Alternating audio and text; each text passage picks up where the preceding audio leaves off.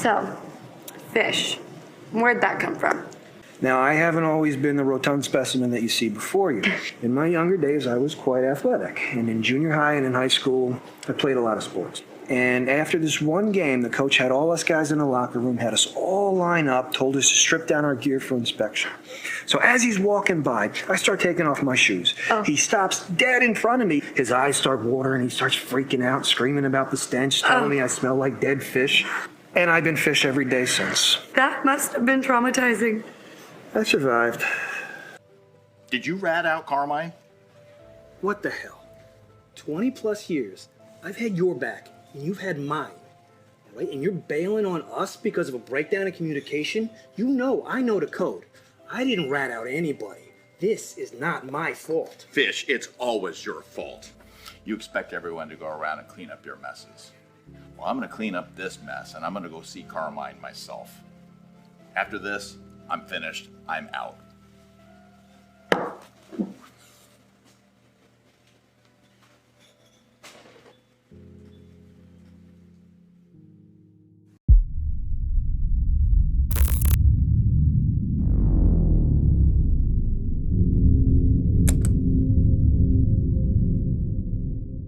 Thank you for joining us on the Down and Cut. My next guest is a Philadelphia native and Temple University graduate. He's a singer, songwriter, and an actor based in Seattle. Founded the 67 Films LLC. He has lent his voice to independent projects, corporate training materials, and podcasts while continuing to create original music. Please welcome to the Down and Cut, Martin Lewis. How are you, Martin? I'm good, Joe. How you doing tonight? I'm doing good. I'm happy. I'm glad to meet you. I was looking at your IMDb. We have a lot of, you directed The Office Job. I saw the trailer. It was great. And we have familiar people that we've worked with, but we've never officially met each other. And I think this is great. Yes. So I'm happy to have you on. Thank you for coming aboard. Glad to be here. So, you have a diverse background, an actor, a singer. I mean, it's a songwriter, a director, a writer.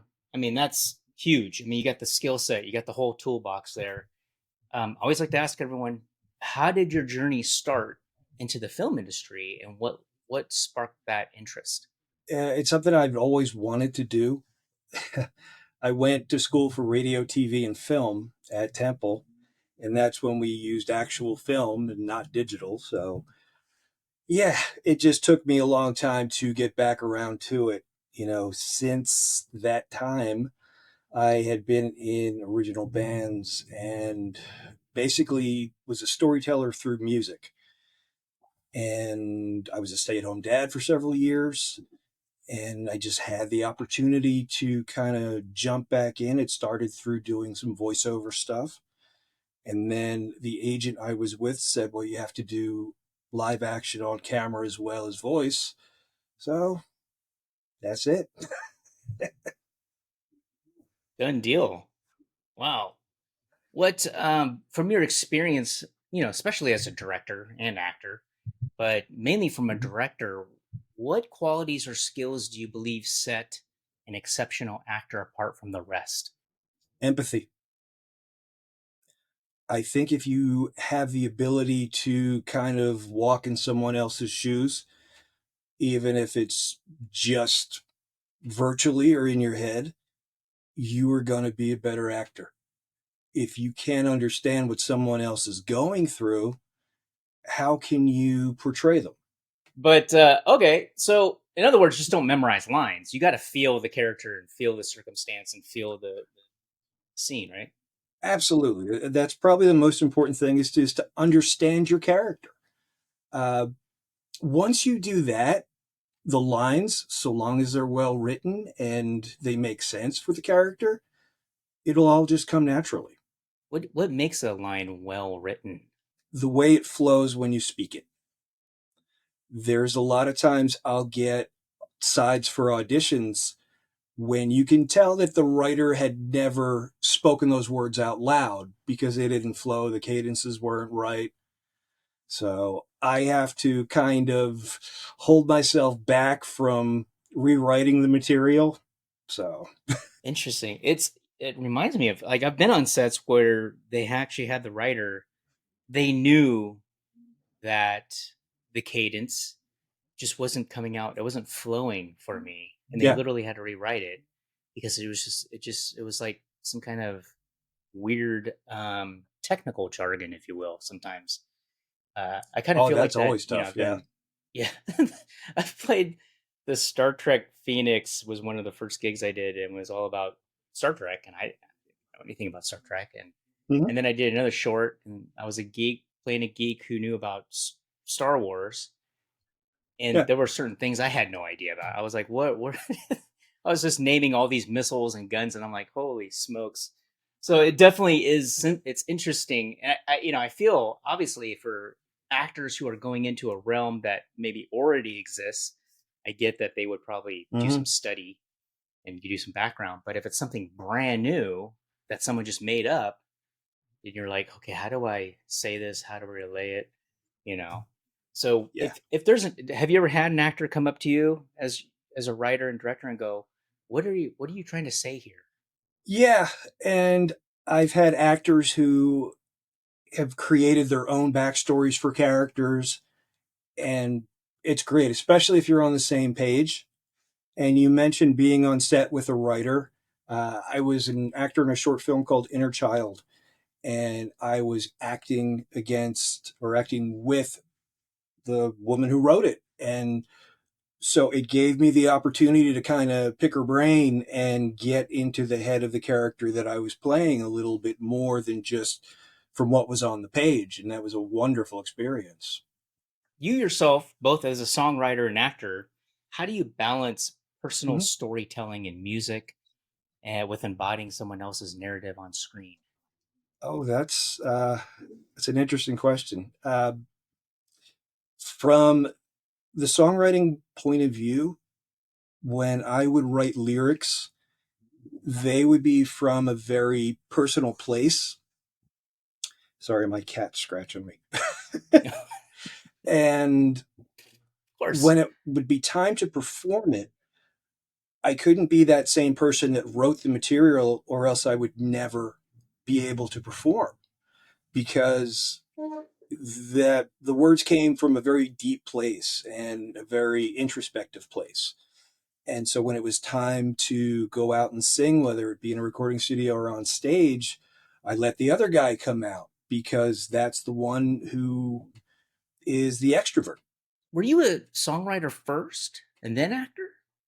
Yeah, Okay. I mean, I had done in high school, I got a little bit of the acting bug. I was part of suicide prevention in my high school, and we had to do facilitating.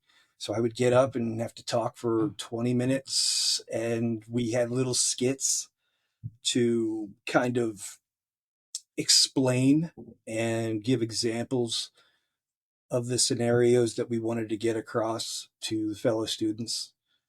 But yeah, my first love was making music, and it's still a big passion. It's awesome. What lessons have you learned from your music career that have helped you navigate the challenges of independent filmmaking? That's another good question. I learned that I was a snob when it came to writing music, and I always had kind of an attitude that the people that wrote their own music were better than the folks that were playing cover bands.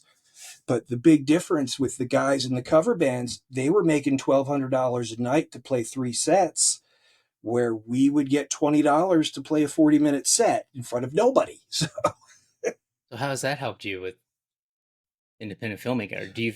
Let me ask you this. So just I not mean, take yourself too seriously. make not make taking yourself too seriously. What about because it makes me think of cover bands, right? You're playing someone else's music. Mhm. In filmmaking, you definitely could Yes. make a fan film, right? And that there's people have True. done Yeah. that. I mean, the Horrorverse has done that, and they get Yeah, tons of hits on absolutely. that. So it's Hmm. interesting where the audience has that familiarity, that feeling of, oh, I like this. I've heard it, I've seen it. It's just something different, right? It's played by different artists, Exactly. music's by different artists. Yeah, I think it comes from a love of whatever it might be. You mentioned the Horrorverse guys, and they're doing some fantastic stuff. And that comes from a place of love. You know, they love these characters, and so they're able to write new stories and take them in different directions.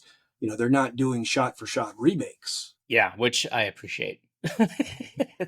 Nobody's doing shot for shot Yeah, remakes. absolutely. So when launching the 67 film LLC, what roadmap did you Mhm. create to ensure projects would stay on track? And then how did you adapt when things didn't go as planned? Oh, Lord. Basically, I started the production company to tell stories and to give my fellow actors and friends the ability to tell their stories as well. And the pandemic definitely slowed things down for us. And just like everybody else, it threw a big monkey wrench into the world. But yeah, that's the big thing, to tell stories and to have the passion to keep it going. Because that's definitely something I see that's a problem. You know, I've done short films with folks, and my fellow actors have done a lot of different things, and they'll get through pre-production and production, and then somewhere in post, it all gets lost. Yeah, I've been in the same boat. You're like, what happened to that? Yeah. And it's, the common excuse I've always heard was, oh, it's the data. It's the data. We lost the data. We lost the footage. We lost something. Yeah. How did you come up with the name 67 Films? It was actually the number of the acting boot camp that we were in at the agency I was with at the time. So we spent 8 weeks together going through all different sorts of scenarios and improv, and just, like it says, a boot camp. And so these are the people who I put in the office job, and these are the people I went to for their input and ideas. So yeah, that's where the name came from. That's awesome. I mean, it sounds like a really good kind of a immersive time to kind of grow and try things and not worry about failing, you know? Yeah, yeah. So investing time and money into the indie film, any kind of scene or project, can be a major risk. What personal experiences have Oh Lord, shaped your yeah. willingness to embrace both the rewards and consequences? That was It was a learning experience. And first time out of the gate, I didn't want to use someone else's money. So how this all came about was I ended up getting divorced and received my divorce settlement. And I wanted to buy a condo, but I wasn't making enough money in my day job to do that. So I figured, well, you know what? I've always wanted to be a filmmaker. I've always wanted to do this. So that's when I started, bought all the gear, set up the legal stuff, worked with my friends. And yeah, that was not a good idea, but It says other I people don't I who've don't also done the recommend same thing on that. credit But cards. So, I mean, I hear you. yeah, yeah, yeah. I mean, had it worked out, it would have been a wonderful. And what I mean by worked out is just find a home for it and sell the film and hopefully make the money back that I was in debt for.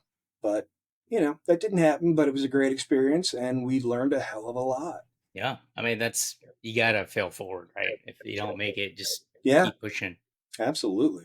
How has networking and working on other filmmakers' projects influenced your own creative approach and professional growth? It's been wonderful just to see how other directors and actors approach their craft, because being in a class with someone or just hanging out with them or exchanging emails, all that, it's not the same as being on set and getting to feel the energy and watch them and learn from them, because every director Every shooter, they work a little differently.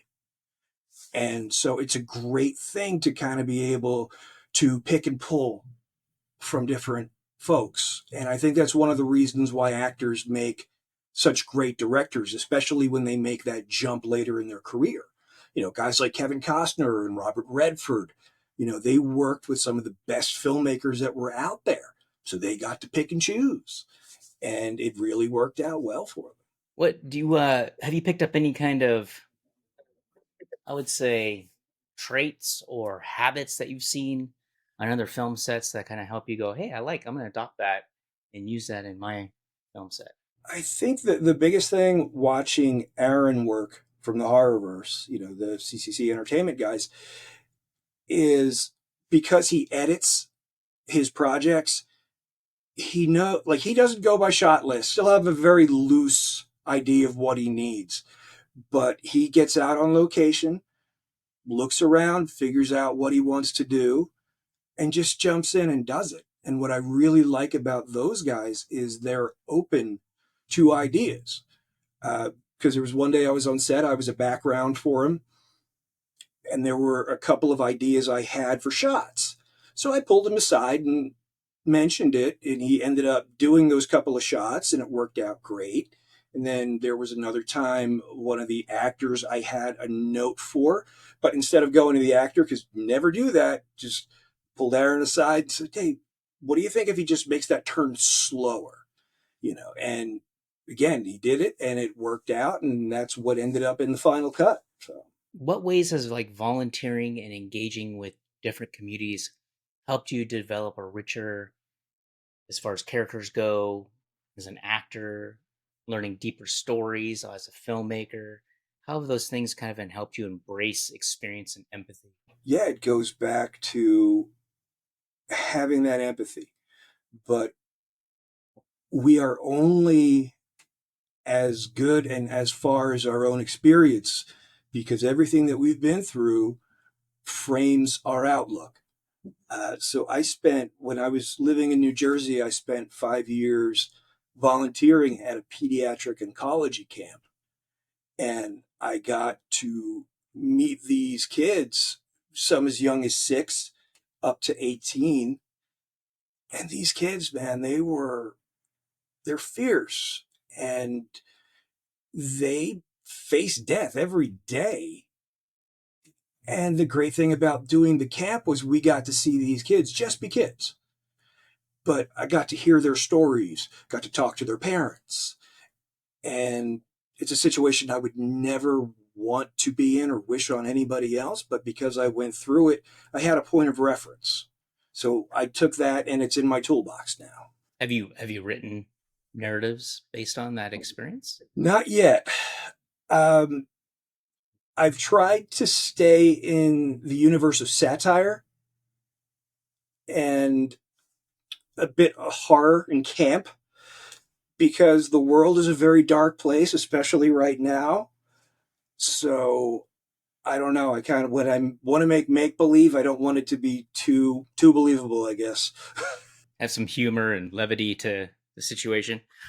So speaking of a Absolutely. dark place and where we are now, how do you feel that independent filmmakers may counter that narrative other than satire, humor? Is there any other way?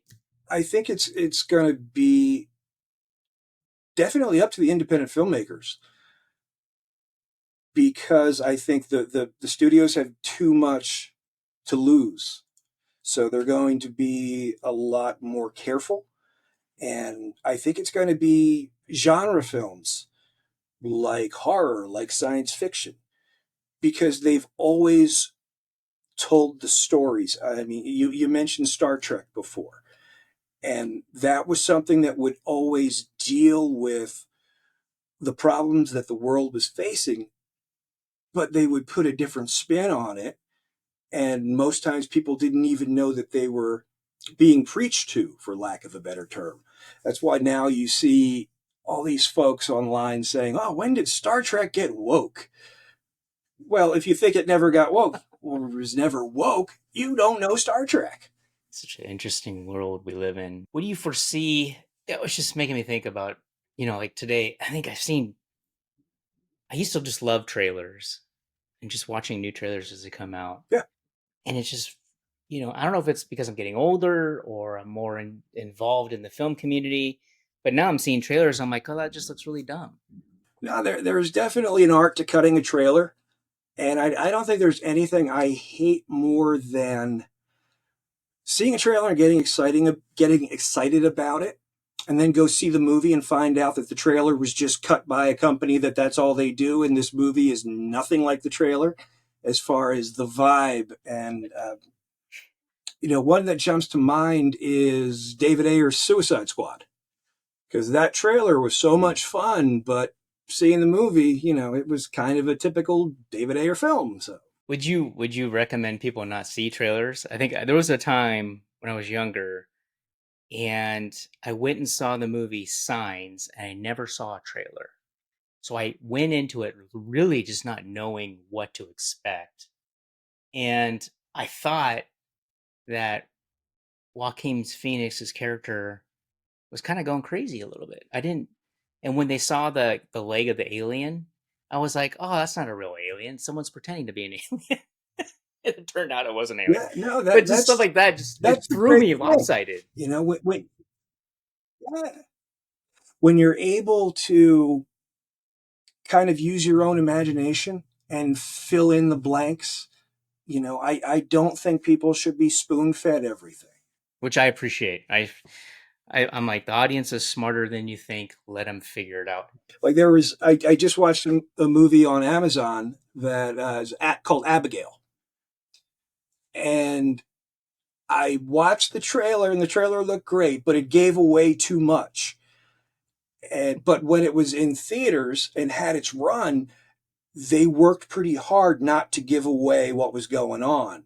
And I think had I had that experience, it would have been a blast. It's still a great movie and fun, but I would have liked to have had that surprise. What are the biggest misconceptions that new filmmakers have about production? And what advice would you give to them about setting up realistic expectations? I think before they even do anything, once they know they want to get into this world, find actors, find other filmmakers, find people in your community, get out on sets, talk to people, find out what it's really like, because it is completely different from what you learn in school. And it's an entirely different world. So if you can talk to people that are, yeah, if you can talk to people that are already doing it, you can set realistic expectations. Tell me the differences that you've seen. Ooh, we talked about how different people have different ways of working. And so that's been one of the most important things for me. Right out of the gate, I decided I wanted to do a feature film. And I was just hell bent on doing it. But because I didn't see the whole process, it was really just taking on too much. That's why when I decided to do this, I went out and I got Ben Kearns, who was teaching at the Seattle Film Institute at the time, and told him my idea, told him kind of what I had envisioned. And so he said to me, all right, I like the idea. Go home, write 10 pages of a script, and we'll take it from there. And having someone who teaches people how to make films, and just it was like going to film school all over again. And we had his students working as crew in our film, as actors, and it was such a wonderful experience. Was that the office job? Was that the feature? Yep. And it was definitely advantage being a co-director on the film, because not every person is going to be able to relate to you as a director.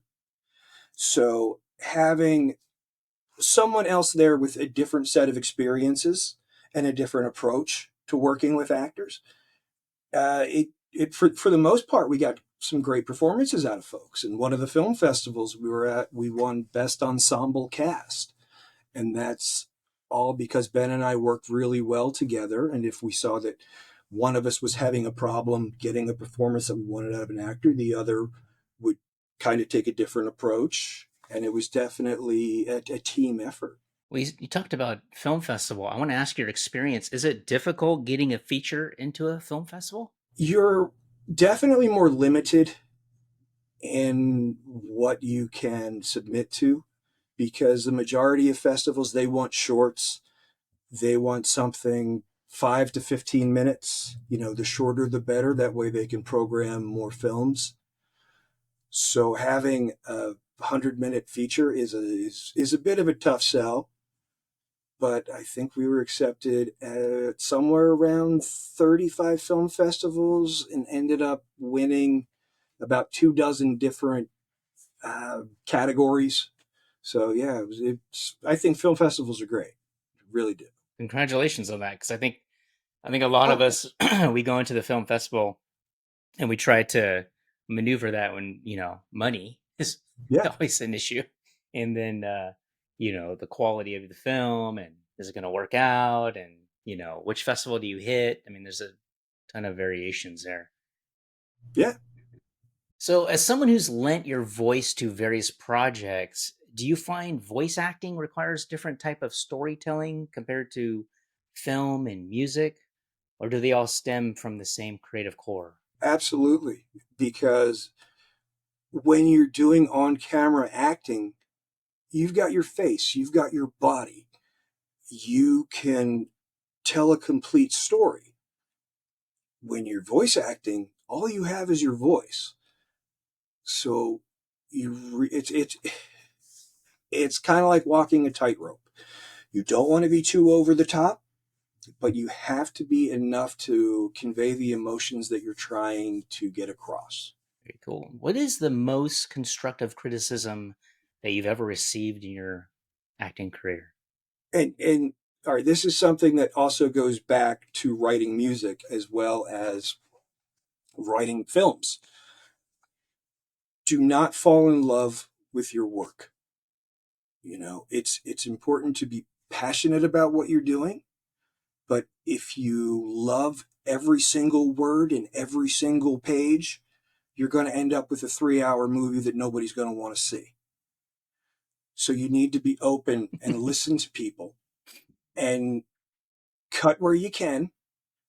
I mean, I'm still trying to think of things to cut.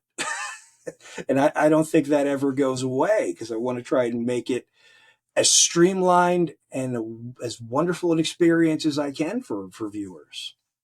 As a songwriter, and I didn't I didn't know this till I was growing up, that songwriters will write for actually these other artists and go to number one. Have you ever written songs and sold them, or I don't know how that works? How does that process work? Yeah, and I've sang on other people's projects. There was one I did, 20 years ago, that the song was a complete ripoff of Bruce Springsteen, and that's the type of vocal that they wanted for it. But they ended up selling it into a film catalog too. So yeah, I mentioned before about not taking yourself too seriously and not, I don't know, just have fun. And part of that is being able to put aside everything that you have and all your preconceptions and listen to whoever it is you're working with and try to give them what they want, not what you see. That's a hard thing for any artist to do. I got to ask you something, and I'm sure you've been asked this before, but I'm going to ask it anyways. So, you're a songwriter, you're a singer, a director, an actor, and a writer. Have you ever thought of making a musical? Actually, yeah. But when it comes to the logistics of that and being able to take everything at all your different shots and go into the editing suite and try and put it all together, that's I don't know, something I think maybe in a few years I'd want to try to tackle, but right now that's just too much to take on. Are you an editor as well? Yes. Ben had cut the office job, but we worked together and I had given him suggestions and some different things. And he was open to those suggestions. And luckily, the majority of them worked. Some didn't. That's okay. Yeah, just being open. That's very, very important. Have you ever had a scene on camera for a film? No. I was in rehearsals to do a musical in Seattle, and then they ended up losing the funding. And that was something I thought was an interesting opportunity, but in a way, I'm glad it didn't happen, because having to do, 5 shows a week and 2 matinees, and that's just a little too much when you're working a day job.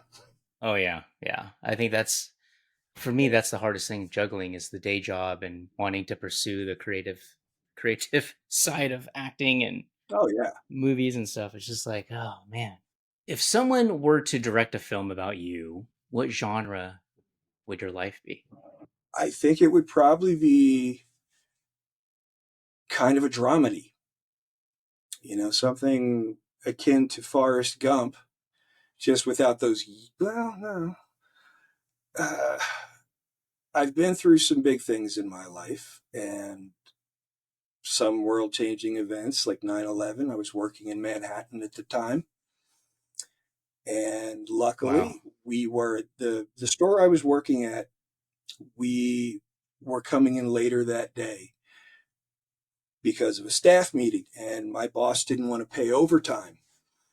So, because we were coming in later, I was able to miss what had happened. I would take the PATH train into the World Trade Center every day and then walk the Wow. block east to where my store was at Broadway and Liberty. And my fellow employees and my friends who were there at the time, they ended up walking across the Brooklyn Bridge to stay at our manager's house until they could get things straightened out.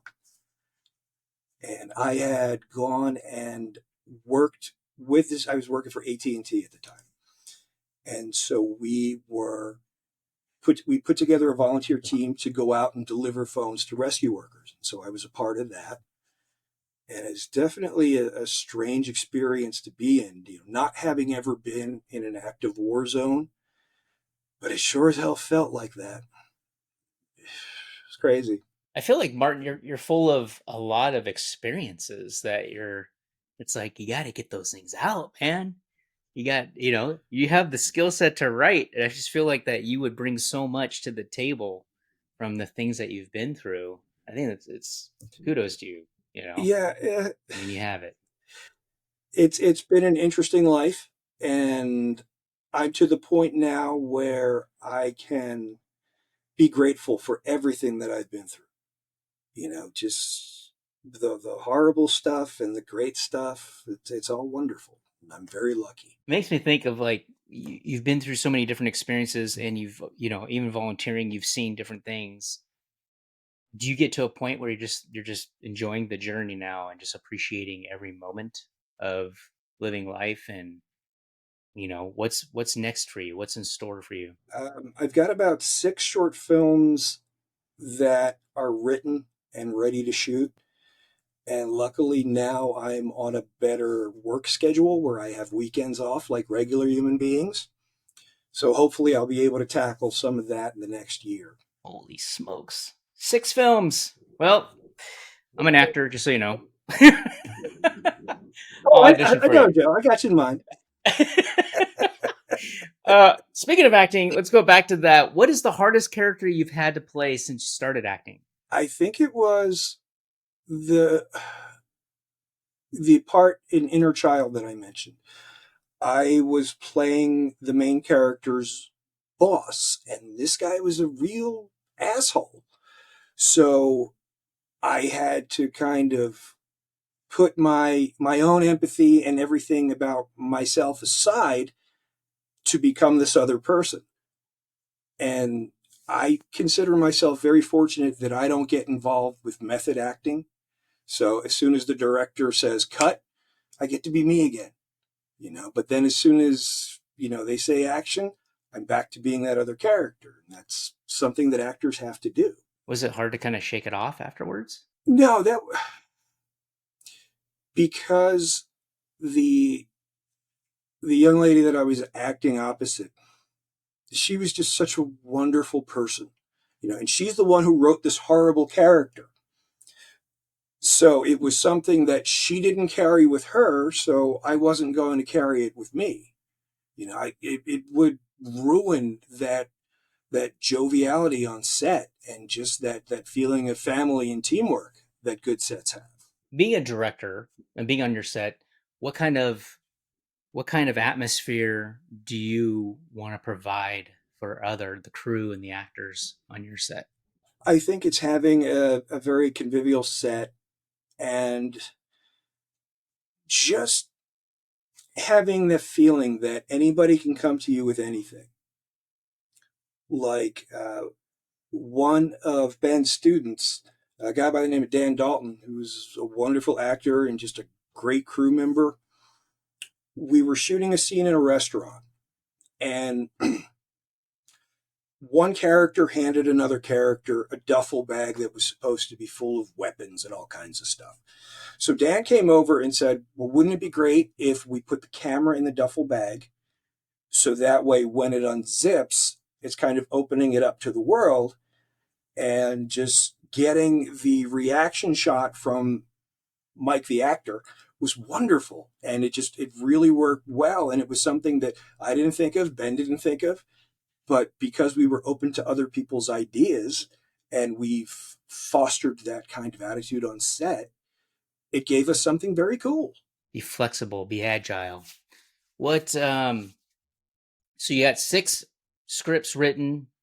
Do you have anything happening in the near future? I just finished working with a local filmmaker from Tacoma, John Robinson, who is fantastic. I mean, his short Needlework, if you haven't seen it, definitely check it out.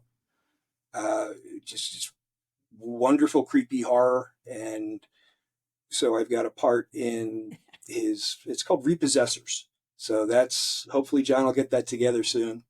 But yeah, definitely check out Needlework. It's a wonderful little flick. What is your favorite tech when it comes to filmmaking? I'm a big fan of the Blackmagic design stuff because I think they have quality products and they don't break the bank, especially for indie filmmakers.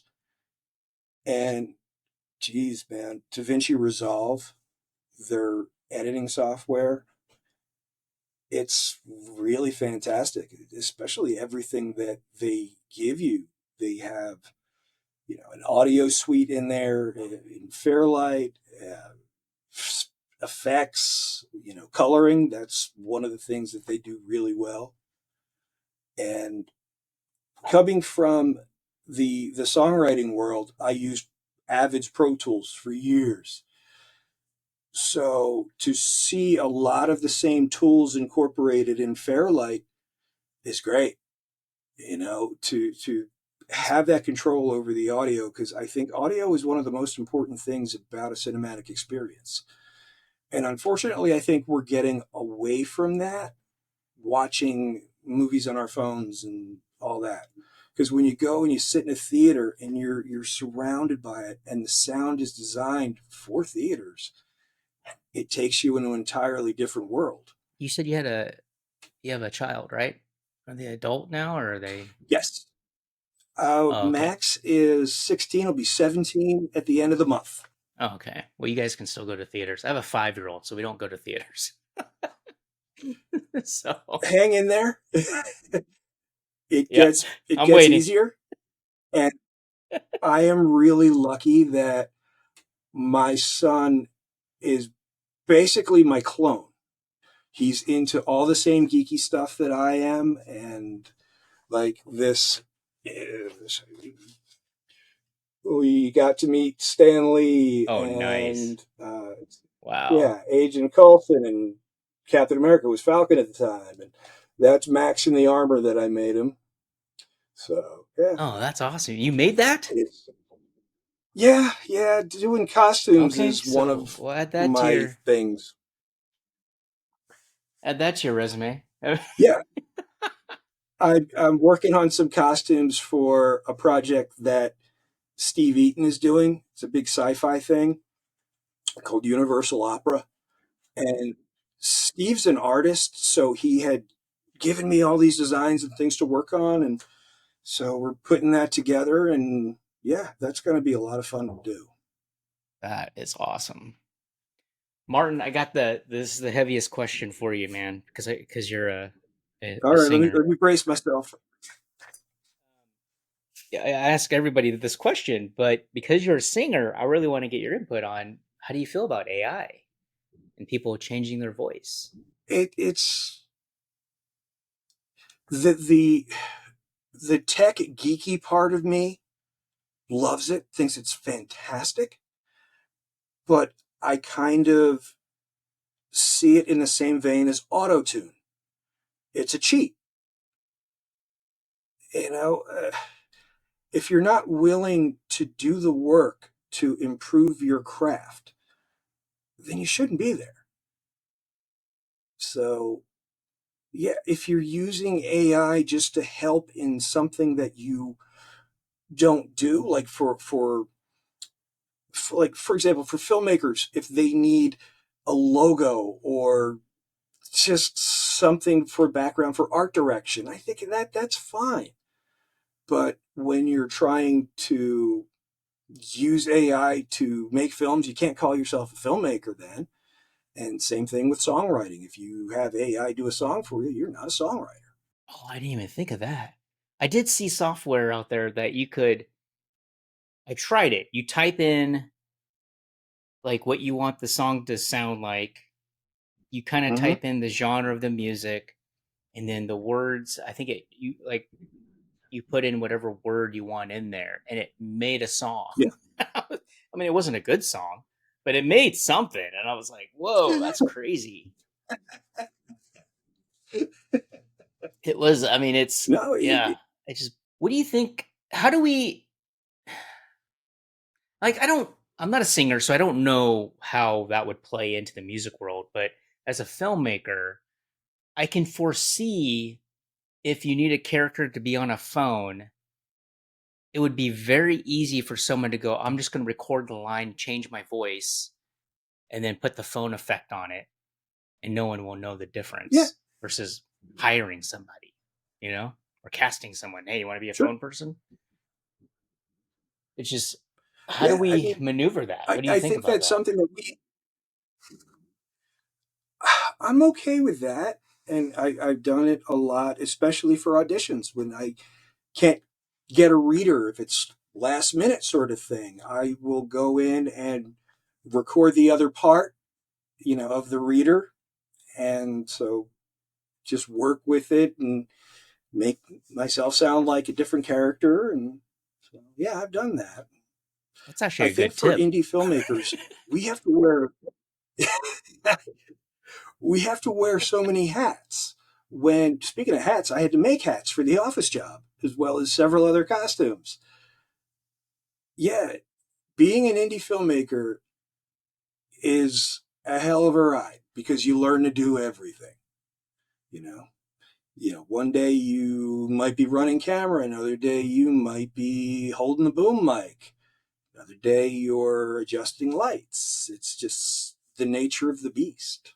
Let me ask you this: going into the transition of, I mean, because you're a tech nerd, like I'm a tech nerd myself. I love keeping up with what's happening.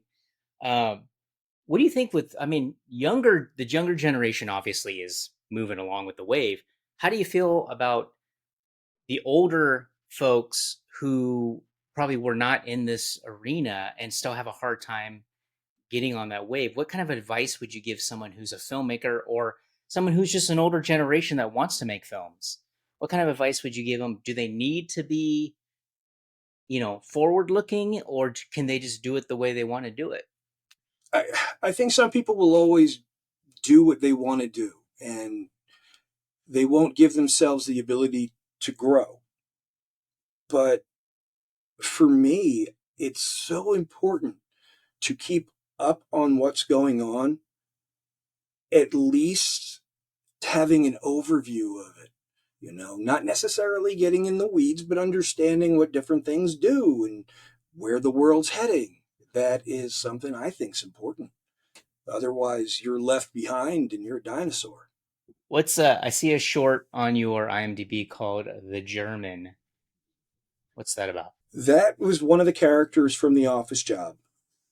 We had a wonderful actor, Michael Bell, playing the character. I know Michael. And so, I've worked with him.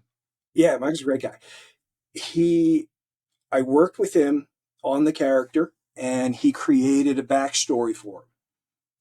So we were going to be shooting it concurrently with The Office Job, but then COVID hit. So hopefully I'll be able to get back to that. Michael moved out to the East Coast, so I'll be moving there in a year and a half when my son graduates high school. Yeah. So maybe we'll do that together then. East Coast? I had no clue. That's why I never heard from him. Well, Martin, what is the best way for people to reach out to you? I was on Twitter or X, and I had loved the platform and had several thousand followers and friends on there, and I ended up leaving that behind. So the best place would probably be Instagram, and I think Instagram for filmmakers is a wonderful tool. I know a lot of people don't use Facebook. I do, because that's who I reach out to. That's how I reach out to everybody. But yeah, Instagram will definitely put that. And then you have at 67films _PNW on YouTube as well. We'll link that in the show notes. And okay, cool. Hey, thank you for being on the Downing Cut. I appreciate your time. I really appreciate you having me. Thank you, sir.